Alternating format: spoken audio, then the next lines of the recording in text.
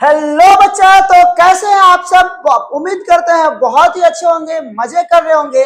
बेटा आज हम लोग बात करने वाले हैं electrostatic equation of charge particle का। सिर्फ और सिर्फ आज जो हम लोग पढ़ेंगे वो सिर्फ और सिर्फ पढ़ेंगे electrostatic equation of charge particle के बारे में।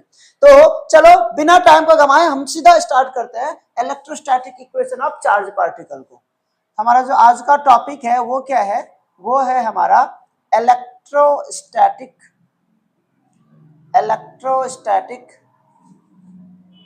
Equation of charge particle. Electrostatic equation of charge particle. हम सिर्फ और सिर्फ किसका बात करेंगे, चार्ज पार्टिकल के इलेक्ट्रोस्टैटिक इक्वेशन के बारे में आज बात करने वाले हैं। आज सिर्फ और सिर्फ हम किसके बारे में बात करने वाले हैं, इलेक्ट्रोस्टैटिक इक्वेशन के चार्ज पार्टिकल के बारे में बात करने वाले हैं। अब यहाँ पे होता क्या है ना, जो कूलम्ब्स ने बता रखा हमें, कूलम्ब्स ने क्या बता रखा है, कूलम्ब्स ने बता रखा है कि भाई हमारे पास क्या होता है, दो चार्जेज होते हैं। अब यह जो दोनों चार्जेज हैं वो हो सकता है अपोजिट नेचर का भी हो सकता है सेम नेचर का भी हो। तो यदि दो चार्ज सेम नेचर का होगा उस कंडीशन में क्या होगा, और दो चार्ज यदि अपोजिट नेचर का होगा उस कंडीशन में क्या होगा इक्वेशन, उसको जरा सा हम लोग देखते हैं। तो पहला वाला केस इसमें हम लोग देखेंगे, पहला केस हम लोग देखेंगे, केस नंबर 1 जो बात करेगा क्या, if two like charges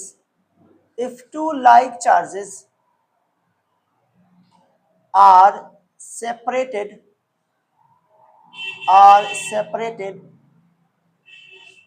at a certain distance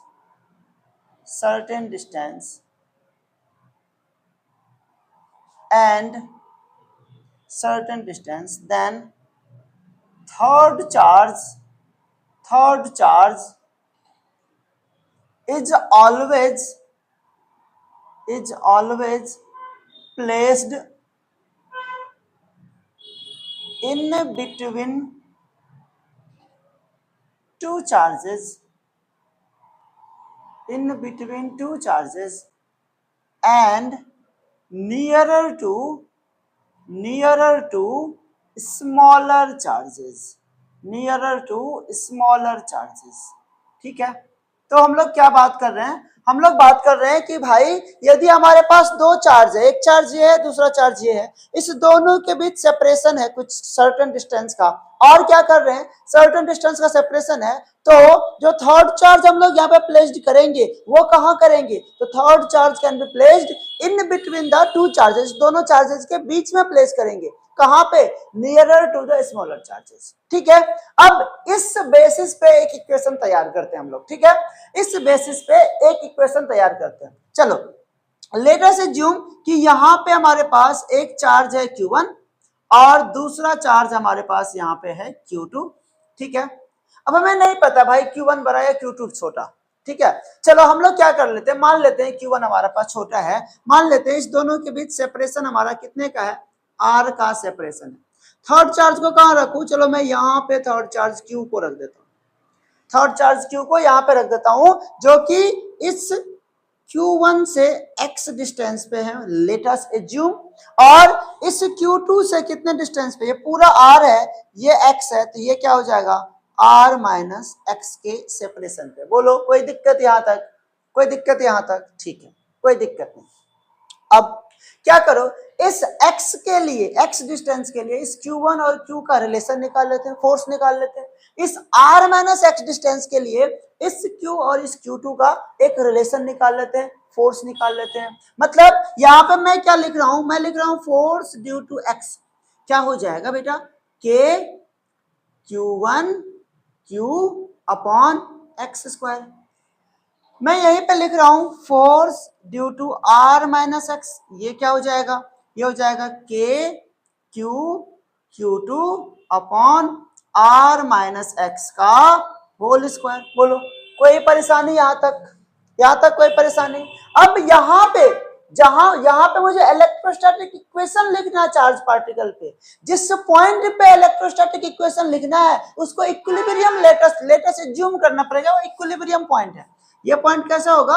equilibrium. या मैं यूं बोलूं कि फॉर इक्विलिब्रियम यहाँ पे या इस पॉइंट पे जो फोर्स लगा रहा है x डिस्टेंस वाला और जो फोर्स लगा रहा है i - x डिस्टेंस वाला, दोनों क्या होगा? इक्वल होगा। दोनों क्या होगा? इक्वल होगा। तो यहाँ पे क्या लिख रहे हैं? फॉर इक्विलिब्रियम हमारे पास f of x is equal to f of r minus x, f of x is equal to f of r minus x. अब यहाँ पे f ऑफ x क्या है हमारे पास? ये है k q1q अपॉन में x square and r minus x क्या है हमारे पास? k q2q अपॉन में r माइनस एक्स का होल स्क्वायर, है ना। तो बेटा यहां से चमकता हुआ हमें दिख रहा है क्या? k से k कट्टी कट्टी हो गया, q से q कट्टी कट्टी हो गया। बचा क्या बेटा हमारे पास? हमारे पास बचा है q1 अपॉन में x का square is equal to q2 upon में r माइनस एक्स का होल स्क्वायर। यही बचा क्या बेटा? अब क्या मैं यहाँ पे इस r माइनस एक्स स्क्वायर को उठा के यहां ले आता हूं और इस q को उठा के यहां ले आता हूं, ले आऊं, या क्रॉस मल्टीप्लाई कर लो, ऐसे लिखता हूं q1 इंटू में r माइनस एक्स का whole square is equal to q2 into में एक्स स्क्वायर। चलो ऐसे लिख लेते हैं आपको समझाने के लिए, वो भी सही, ठीक है। अब क्या करो बेटा, मैं कह रहा हूं इसको ऐसे लिखो। कैसे लिखो? इसको लिखो r माइनस एक्स का होल स्क्वायर अपॉन में x का whole square is equal to, x को इधर उठा करके लाए तो यहाँ पे क्या हो जाएगा? q2 अपॉन में q1, ये होगा ना, q2 अपॉन में q1, ठीक है। अब देखो यहाँ भी स्क्वायर यहाँ भी स्क्वायर, क्या इसको हम ऐसे लिख सकते हैं क्या? r माइनस एक्स अपॉन में x का होल स्क्वायर यदि लिखूं तो कोई परेशानी नहीं होगा। क्या बोलते हैं? कोई परेशानी नहीं होगा। अब एक बात बताओ, जब यहां से स्क्वायर रूट को उधर ले जाएंगे तो वो क्या होगा? स्क्वायर को उधर ले जाएंगे तो क्या होगा? रूट में कन्वर्ट होगा। तो यहां से r माइनस एक्स अपॉन में x is equal to under the root q2 upon में अंडर द रूट q1 हो जाएगा। क्या बोलते हैं? अब यदि आप आगे बढ़ोगे तो देखो इस x से r को भी डिवाइड कर सकते हैं और x को x से भी डिवाइड कर सकते हैं। तो यहाँ पे हमारा क्या हो जाएगा?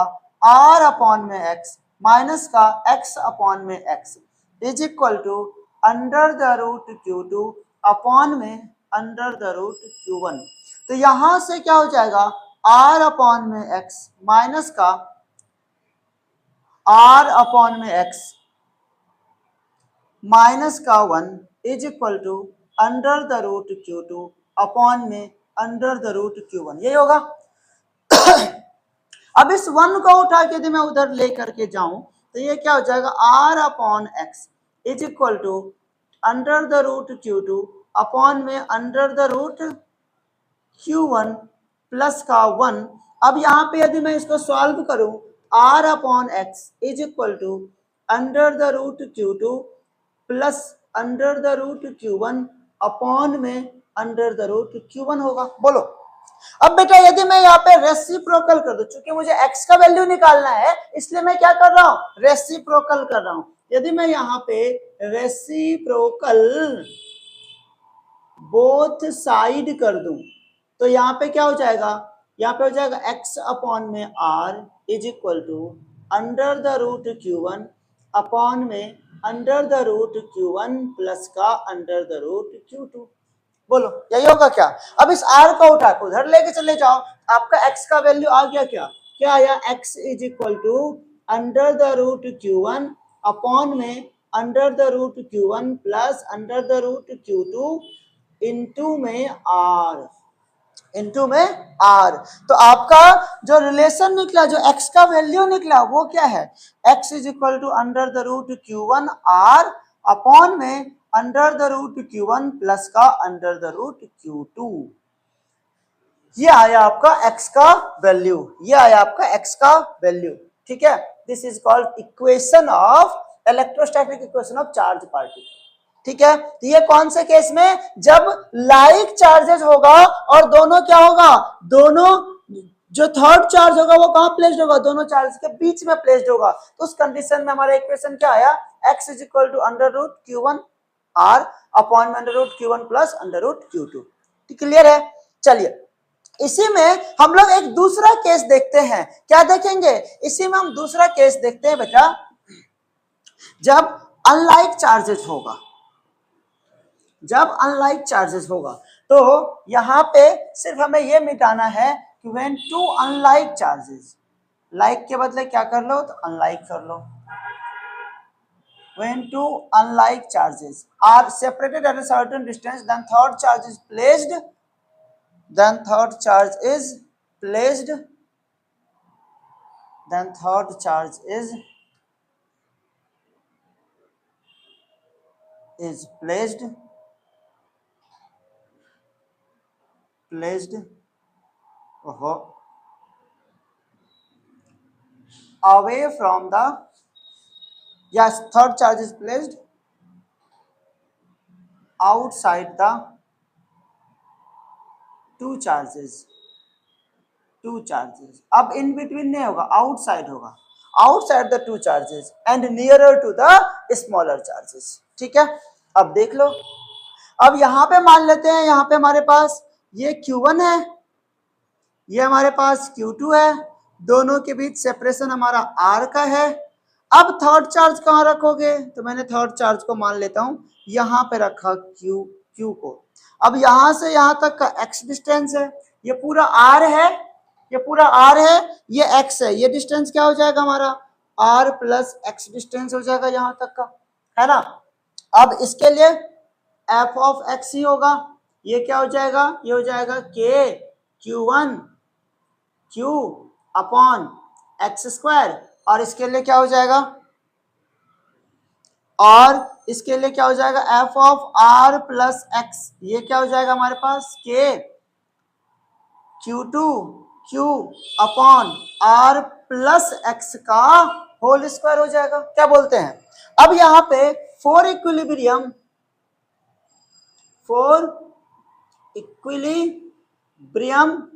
हमें क्या पता है, हमें पता है f of x is equal to f of r plus x। इसका मतलब k Q1 Q upon x square is equal to k Q2 Q upon r plus x का होल स्क्वायर होगा, r प्लस x का whole square. अब यहां से q k cancel out हो गया, हमारा क्या बचा, हमारा क्या बचा, यहाँ यही लिख लेता हूं, हमारा बचा Q1 अपॉन में x square is equal to Q2 upon में r प्लस x का होल स्क्वायर, है ना। अब वापस से क्या करना है, इसको उठा के उधर लाओ, इसको उठा के उधर लाओ, r प्लस x का होल स्क्वायर अपॉन में x square is equal to Q2 by Q1। इस स्क्वायर को हटा के उधर ले जाएंगे तो रूट में बनेगा, तो ये क्या हो जाएगा हमारे पास r प्लस x अपॉन में x is equal to under the root Q2 upon में अंडर द रूट Q1। ठीक है, अब यहां से x से एक बार इसको एक बार इससे डिवाइड करेंगे, r अपॉन में x प्लस का 1 is equal to under the root Q2 upon में अंडर द रूट Q1 होगा। यहां से r अपॉन में x is equal to under the root Q2 upon में Q1 का अंडर रूट माइनस का 1 हो जाएगा। तो यहां से क्या निकलेगा आपका r अपॉन में x is equal to under the root Q2 minus under the root Q1 upon में अंडर द रूट Q1। अब क्या करो, रेसिप्रोकल बोथ साइड, यहाँ पे क्या करते हैं हम लोग, रेसिप्रोकल बोथ साइड, दोनों तरफ क्या करेंगे हम लोग, रेसिप्रोकल करेंगे। तो क्या होगा हमारे पास x अपॉन में r is equal to under the root Q2 minus under the root Q1 upon में उल्टा, सॉरी बेटा, under the root Q1 upon में under the root Q2 minus under the root Q1।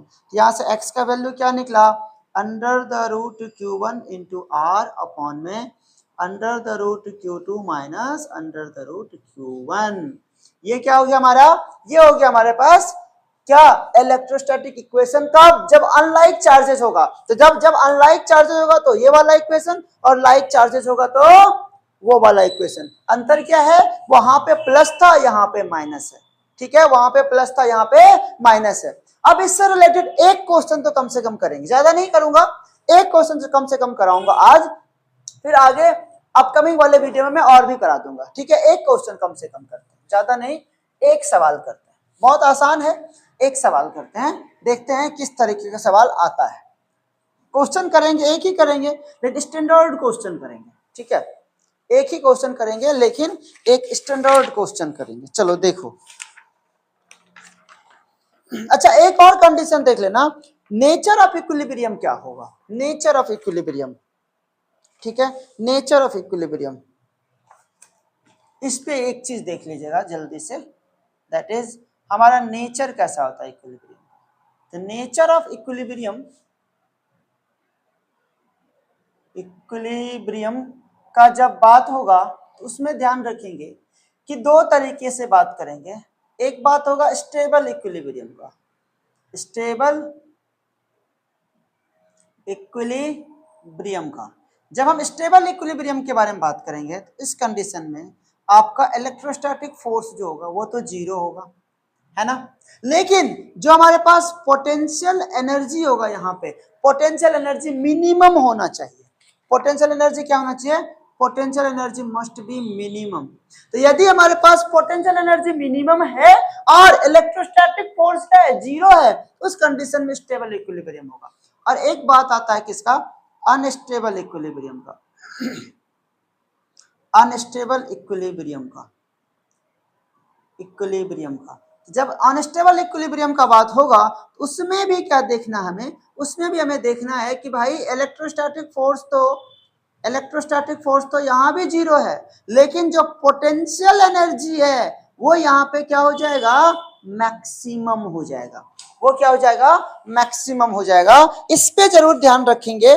चलिए आगे एक question करते हैं, बस ज्यादा नहीं, एक सवाल, ठीक है, एक सवाल। आइए आइए इस सवाल को हम लोग करते हैं। सवाल देखिए बहुत प्यारा, कह रहा है कि 2 point charges each of Q R fixed at a0 and minus a0। Very good, यहां से कह रहा है यहाँ पे एक क्यू चार्ज है और इस ओरिजिन से कह रहा है यहाँ पे एक क्यू चार्ज है, यही कह रहा है हमारा, कह रहा है रिस्पेक्टिवली कहाँ पे है, ये कह रहा है, इसका मतलब ये हमारा ओरिजिन है और ये कह रहा है हमारे पास a,0 है और ये कह रहा है हमारे पास माइनस का a,0 है, ठीक है, यही कह रहा है क्वेश्चन। अच्छा अब क्या कह रहा है चार्ज पार्टिकल प्लेस्ड QM।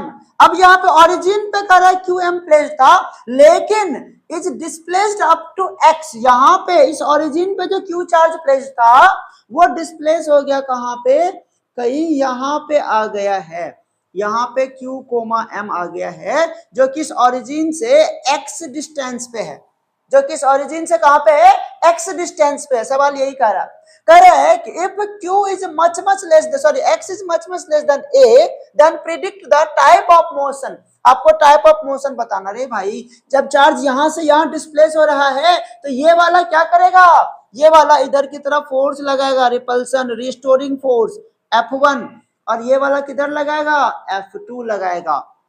अब यदि मुझे F रिजल्टेंट निकालना है, F रिजल्टेंट निकालना था, हमें क्या पता है रीस्टोरिंग फोर्स ज्यादा होगा, लेकिन रीस्टोरिंग फोर्स का डायरेक्शन क्या होता है, नेगेटिव होता है, तो माइनस का F1 माइनस F2 होगा।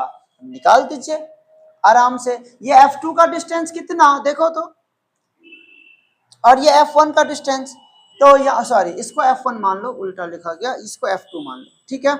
अब यहाँ पे माइनस का ये क्या हो जाएगा हमारा बेटा, ये लगा रहा है ना, तो ये क्या हो जाएगा, ये लगा रहा है ना, ये F1 और F2 हमारे पास F1 माइनस F2, हाँ ठीक है, सही लिखा था मैं, उल्टा हो गया हमारा ही, ये F1 हो गया, ये F2 हो गया, ठीक है। ये पहले रिपेल करेगा तो ये इधर लगाएगा, इधर लगाएगा, ठीक है।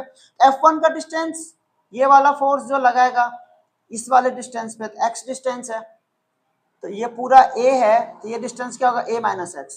तो ये क्या हो जाएगा हमारे पास, k क्यू अपॉन में a माइनस एक्स का whole square minus k q upon में a प्लस एक्स का होल स्क्वायर। खत्म हो गई कहानी। अब यहाँ पे अब देखो माइनस का क्यू को बाहर ले लो, तो 1 अपॉन में a माइनस एक्स का होल स्क्वायर माइनस का 1 अपॉन में a प्लस एक्स का होल स्क्वायर। ठीक है, अब यहाँ पे यहाँ नीचे दिखाई दे रहा है, एक स्टेप में और लिख लेता हूं, माइनस का क्यू।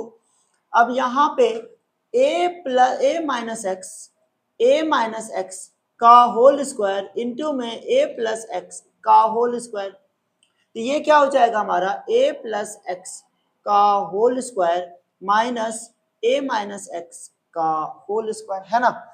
अब आप देखो यहाँ पे ये हमारा क्या होगा, माइनस का क्यू यहाँ पे a प्लस एक्स का होल स्क्वायर है, तो क्या लिखेंगे हम लोग, a square plus x square plus 2ax।